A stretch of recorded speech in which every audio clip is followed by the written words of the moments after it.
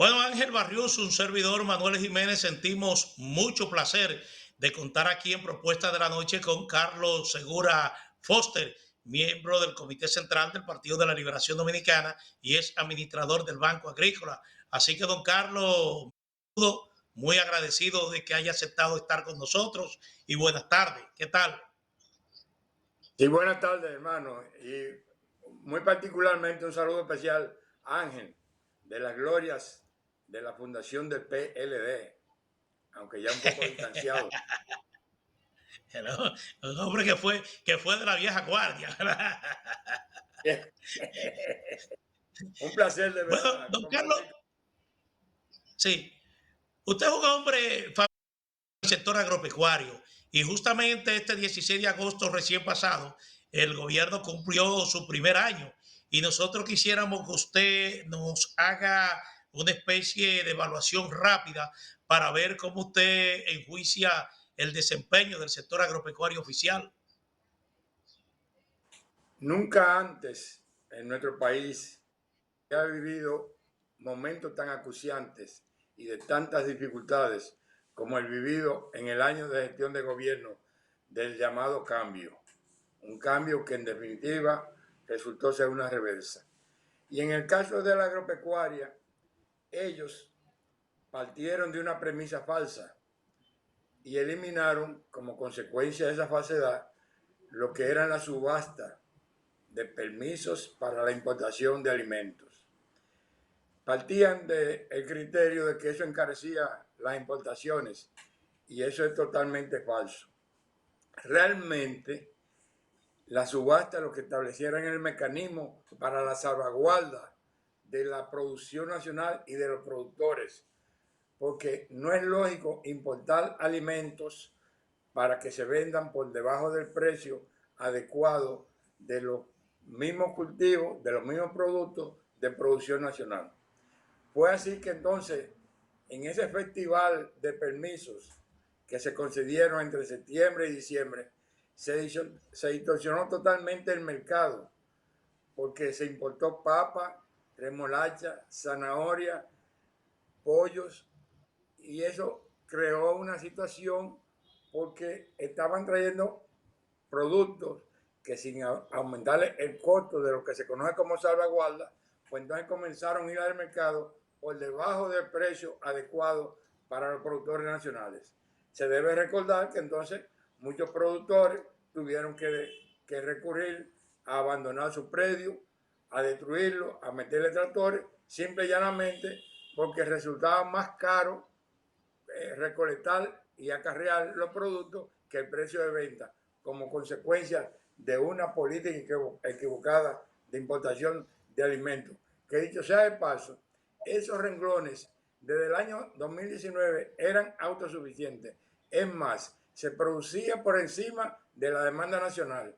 En el 19, nuestro país por primera vez exportó remolacha y zanahoria y la papa alcanzó en ese año el 97% de la demanda nacional.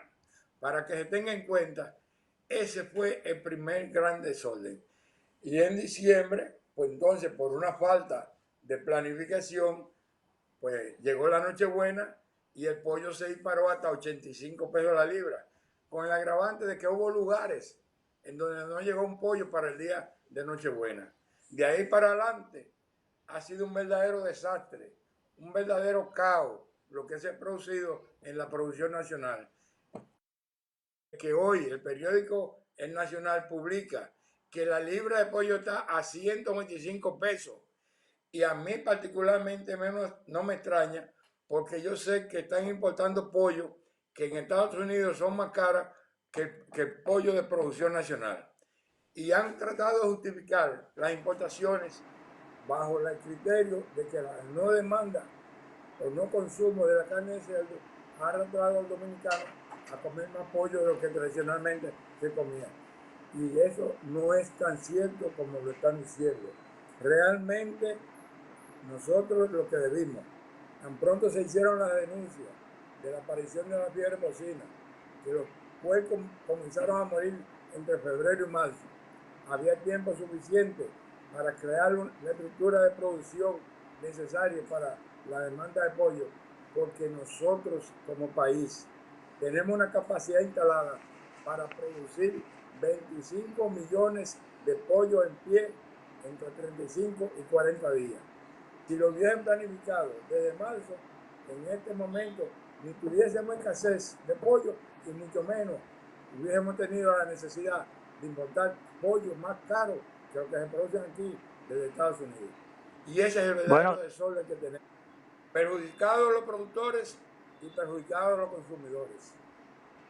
Don Carlos, lo que me resulta un tanto extraño es que en ese proceso de escasez de la carne de cerdo, de escasez de la carne de pollo y las importaciones, no se escuchan las quejas de los productores de pollo cuando son tan sensibles ante cualquier situación de importación. Bueno, los productores de pollo eran enemigos de que se importara parte de pollo, porque eso atenta contra la producción nacional. Y yo quiero decir, porque yo lo advertí, lo he advertido varias veces, las importaciones desmedidas, sin controles, que se están haciendo ahora mismo, resultan una amenaza para la producción nacional de los pollos o de la agricultura en su conjunto. Y yo ruego a Dios que no nos afecte algo similar a lo que ocurrió con la peste porcina, porque esa sí sería una verdadera debacle para la producción pecuaria. Mire, para que ustedes tengan una idea, el pollo, de los 5 renglones de la pecuaria, estamos hablando pollo, cerdo, carne de res, miel de abeja y huevo, el único renglón que creció este año, en el periodo enero-julio, con relación a enero-julio del año 2020, fue el pollo. Todos los otros renglones decrecieron. Entonces, aquí realmente no era necesario, y por estar haciendo importaciones sin controles, en un país que lo menos que se dice es que las incineradoras de los aeropuertos estaban dañadas. Aquí estaba entrando alimentos a troche y moche sin ningún control.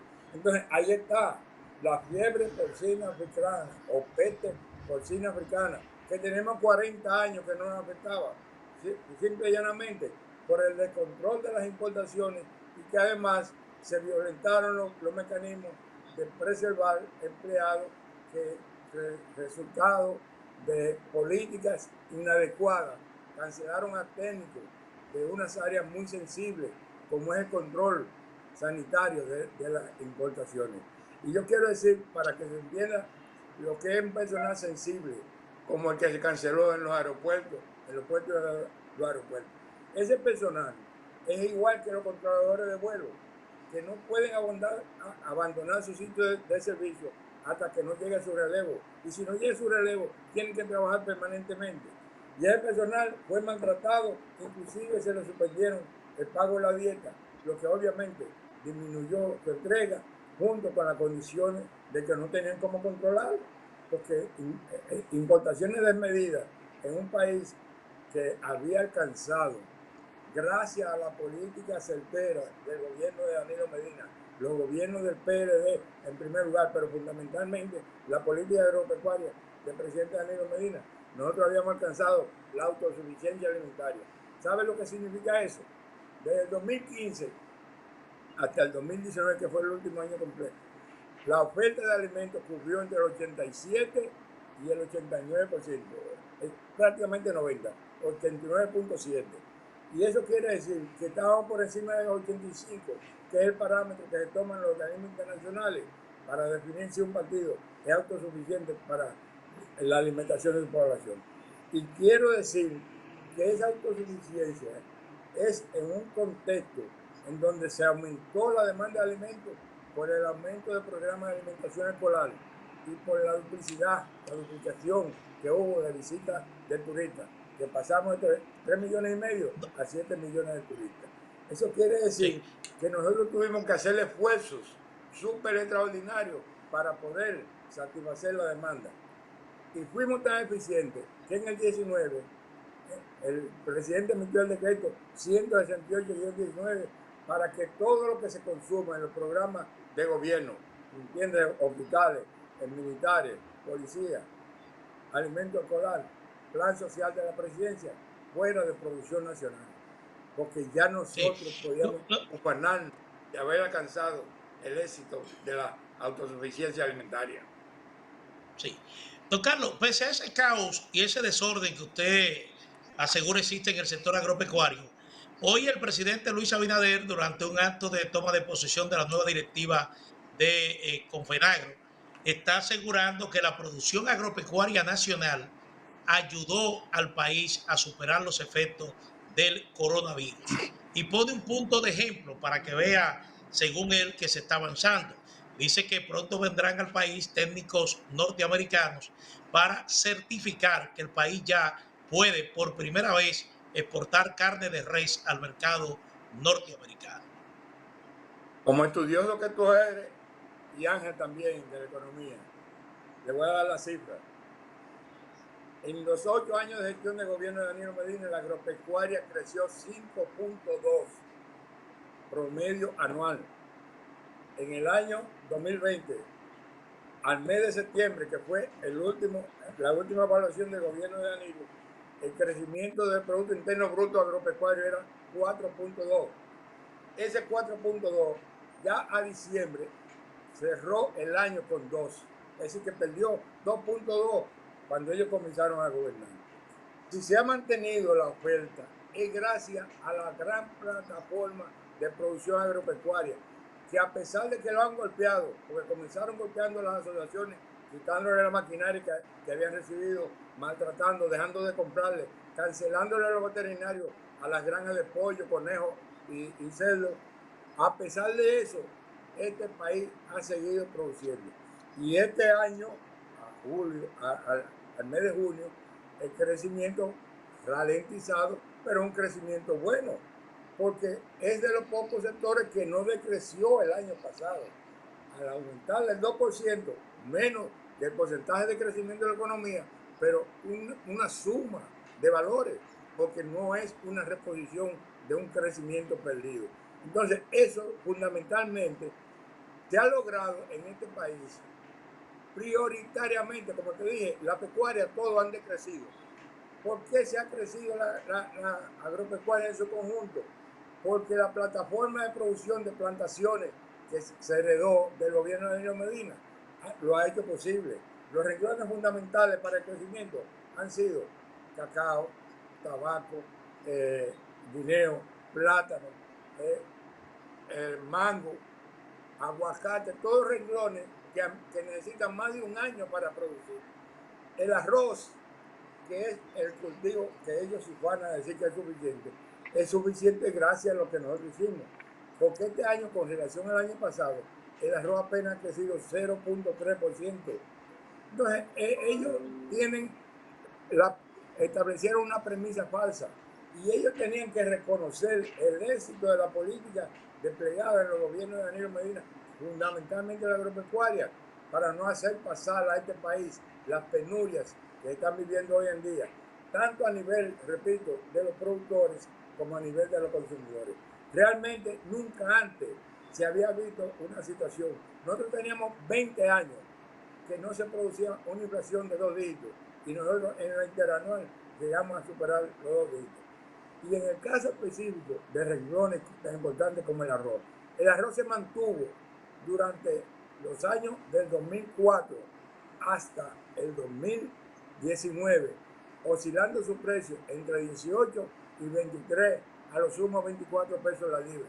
De golpe y porrazo, ya el arroz hoy, la libra tradicional que consume el pueblo dominicano, su precio oscila entre 34 y 36 pesos la libra.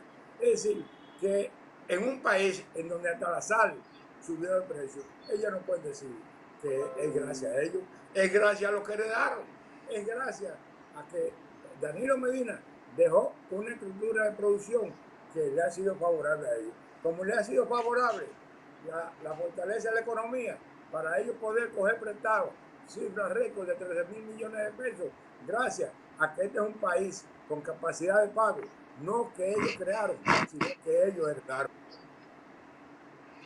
Bueno, el Banco Agrícola, ajá, Jiménez. No, sí, Bueno, sí. bien, el Banco Agrícola tienen en este momento suficientes recursos y capacidad tecnológica para continuar estas políticas de asistencia en el campo? Es necesario, pero han tenido que enfrentar una serie de situaciones. Bueno, escúchame, Carlos, aprovechar esa pregunta de Barrioso para señalar que el año pasado se habló de que se iban a inyectar 500 millones al Banco Agrícola y 200 millones de 5 mil millones. 5 mil millones de pesos, sí, al Banco Agrícola, y que 200 millones serían a tasa cero. ¿Cómo ha estado ese comportamiento junto a la pregunta de Barrioso? Ellos ofertaron 5 mil millones de pesos a tasa cero, pero resulta y viene a ser que los pequeños y medianos agricultores, como dicen en mi campo, se quedaron oliendo donde guisan, porque de los 5 mil millones de pesos, el 80% se lo prestaron a instituciones gubernamentales como el Ministerio de Agricultura, el IAD y el INESPRE, y un 5% se utilizó como gasto operativo del programa, quedando solamente entre el 10 y el 15% para los pequeños y medianos agricultores. Ellos, ante la presión de que quedaron solicitudes por más de 4 mil millones de pesos pendientes, lo que hicieron es que con lo que lograron cobrar en el año, también lo prestaron a tasa cero, llegando a otorgar préstamos cerca de 7 mil millones, pero a gente que ya habían recibido préstamos al 8% y que simple y llanamente ellos lo que hicieron fue sustituir un préstamo por otro, sin modificar las condiciones. Realmente eso fue primero no era necesario, porque el costo de los intereses de un préstamo en el Banco Agrícola al 8% no compite con ningún costo de ninguna de las actividades para producir los alimentos.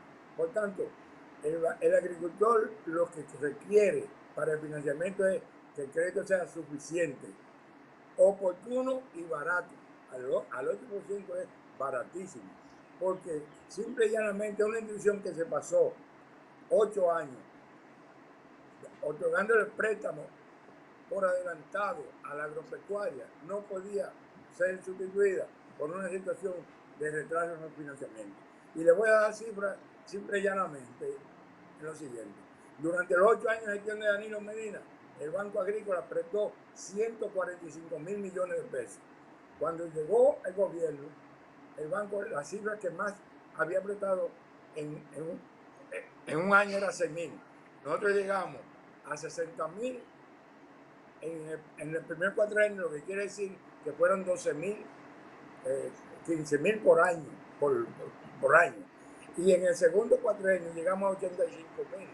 Esos 145 mil millones de pesos representan el 65% de todos los préstamos otorgados por el Banco Agrícola en los 75 años de su existencia, con la salvedad de que cuando llegamos los préstamos se otorgaban entre el 18 y el 24%, y de manera gradual, para beneficio de los productores, pero sin perjuicio de la institución, de manera gradual lo redujimos de 18 a 16, de 16 a 12, de 12 a 10 y de 10 al 8%. ¿Qué significó eso?